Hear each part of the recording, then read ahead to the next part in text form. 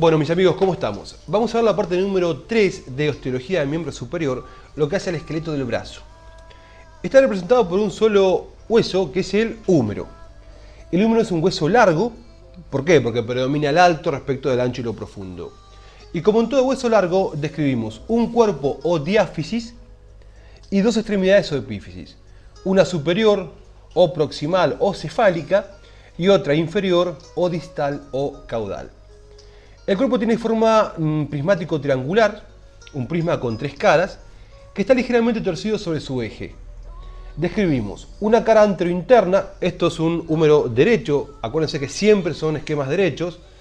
Esto es interno, esto es externo, esto es superior, esto es inferior, la vista es anterior.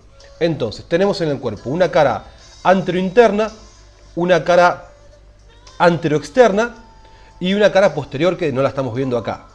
Y tres bordes, un borde anterior que hacia abajo es romo y se divide en dos patas, en dos ramas que abrazan a la fosa coronoidea que después vamos a ver. Un borde posterior interno que termina hacia abajo y hacia adentro en una saliencia ósea que es la epitróclea, famosísima, después la vamos a ver también. Y un borde posterior externo que termina en una saliencia un poco más chiquitita que es el epicóndilo, por fuera, que después también vamos a ver. Esto es una extremidad proximal o superior del húmero. Vemos que tenemos una superficie articular que es lisa, que corresponde a un tercio del segmento de esfera, que va a estar cubierta por fibrocartílago y que va a formar parte de la articulación glenohumeral, al articularse con una concavidad que tiene la escápula en su borde interno, su borde externo o axilar, que es la cavidad glenoidea. Circulando a esta superficie articular tenemos una rugosidad que forma lo que se denomina cuello anatómico del húmero. Y por fuera de este tenemos hacia adelante una saliencia ósea que se denomina troquín y hacia afuera y un poco hacia atrás otra que se denomina troquíter. Troquín y troquíter. Estos dos elementos óseos están separados por un canal que se denomina corredera bicipital. Por debajo del troquín y el troquíter, a este nivel, encontramos lo que se denomina cuello quirúrgico del húmero. ¿Por qué? Porque es a este nivel donde se van a dar las fracturas por torsión del hueso. Se ven en mujeres mayores que tienen una osteoporosis de base, cuando el hueso empieza a desmineralizarse. Entonces, por movimientos de torsión, lo mismo que pasa en la cadera, se puede fracturar a este nivel. Es por eso que se denomina cuello quirúrgico del húmero. El troquín va a insertar un músculo que es el músculo subescapular. El troquíter, que está facetado en tres porciones, inserta al supraespinoso en su faceta más superior, al infraespinoso en su faceta más externa y al redondo menor en su faceta posterior. Entonces, el troquíter inserta supraespinoso, infraespinoso y redondo menor. Por debajo de troquíter y troquín, en lo que sería la corredera bicipital, vamos a ver que se insertan en el labio interno de la corredera bicipital un músculo que es el redondo mayor. En el labio externo se inserta otro músculo que es el pectoral mayor.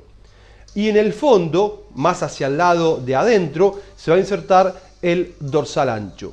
La mnemotecnia es un ancho entre dos mayores, el redondo mayor hacia adentro y el pectoral mayor hacia afuera. Por la corredera bicipital va a venir corriendo, como su nombre lo dice, el bíceps, la porción larga del bíceps, que lo hace entre el dorsal ancho y el pectoral mayor, porción larga del bíceps.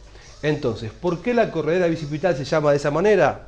Porque por ahí pasa la porción larga del bíceps. No se inserta, sino que pasa. Se va a insertar en la rugosidad supraglenoidea de la escápula. Húmero visto de adelante, húmero visto de atrás. Esto es interno, acá también es interno, externo, externo. Perfecto. Vemos que hacia anterior, con el borde anterior, encontramos en la cara anteroexterna una cresta que se dirige hacia abajo y hacia adentro y delimita una V, lo que recibe el nombre de V deltoidea. Ahí lo vemos, borde anterior, rugosidad, V deltoidea, donde se va a insertar un músculo que es el deltoides, que de ahí va a ir, como dijimos en el video anterior, a el borde anterior de la extremidad superior de la clavícula y al borde inferior de la espina del omóplato y al acromion. Deltoides. A ese nivel por dentro se inserta el córaco braquial, que de ahí va a ir a la apófisis coracoides con la porción corta del bíceps. Y hacia abajo, en todo lo que es la cara anterointerna, anteroexterna y borde anterior, se inserta el braquial anterior, músculo del brazo que va a ir a la apófisis coronoides del cúbito.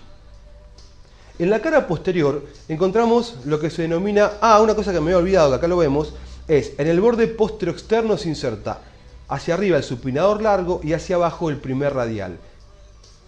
Supinador largo y primer radial, en el borde posteroexterno. Ahora sí, en la cara posterior encontramos un canal de torsión que se dirige hacia abajo y hacia afuera.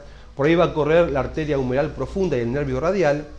Y divide a esta cara en dos superficies. Una que está por arriba y por fuera, donde se va a insertar el vasto externo. Y otra que está por abajo y por dentro, donde se va a insertar el vasto interno.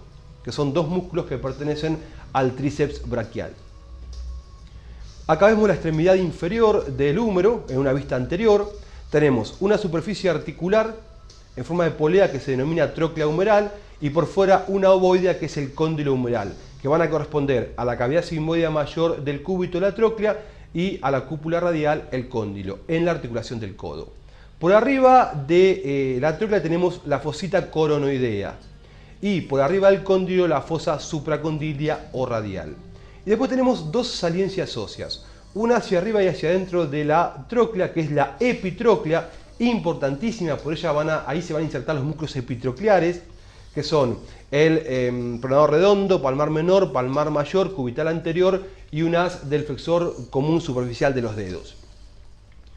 Por arriba y por fuera del cóndilo tenemos el epicóndilo, que va a insertar al segundo radial y al supinador corto del grupo externo del antebrazo, y a los músculos del grupo posterior del antebrazo del plano superficial, que son el anconio, el extensor común de los dedos, el extensor propio del meñique y el cubital posterior. Acá vemos la extremidad inferior vista desde atrás, esto es interno, esto es externo. Acá tenemos la tróclea y acá tenemos el cóndilo. Por arriba de la tróclea tenemos la fosa olecraniana, que va a corresponder al pico del olecranon del cúbito. Es muy grande y se ve con facilidad. Bueno, no más para decir del húmero. Los saludo y nos encontramos pronto. Hasta luego, gente.